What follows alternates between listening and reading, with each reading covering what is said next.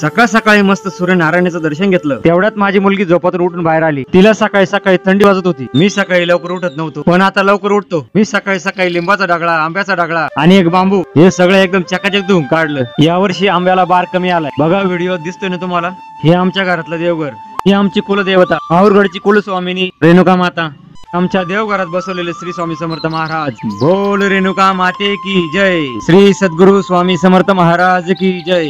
बाहेर जाऊन दत्तगुरु महाराजांचे दर्शन घेतले, नंतर तुळशीचे दर्शन घेतले. मित्रांनो, गुढी पाडव्याच्या सर्वांना हार्दिक शुभेच्छा. मगाशी बांबून डगळे याच्यासाठीच धुतले होते. मस्त पैकी गुढी उभारली. मित्रांनो, गडबडीत राम राम घालायचं राहूनच गेलं. राम राम मंडळी. या टाकीतलं पाणी आम्ही कपडे धुण्यासाठी वापरतो. या इकडे गोल टाकी दिसते ना, ते प्यायचं पाणी. मग काय बादली भरून मी टाकीतून पाणी घेतलं. रस्त्यापाशी जाऊन तिथं पाणी मारलं तर धूळ उडू नये म्हणून. मला कलिंगडचं दुकान लावायचं राहतं ना. माझं पाणी मारून झालं. आमची अर्धांगिनी गुढीची पूजा करीत होती. आम्ही मस्त एक फ्रुटच घेऊन टाकली. मग काय मी घरात गेलो, मस्त नवा ड्रेस चढवला, आलो बाहेर. असं वाटलं मित्रांनो व्हिडिओ. कमेंट बॉक्स मध्ये नक्की सांगा. स्वामी समर्थ मित्रांनो.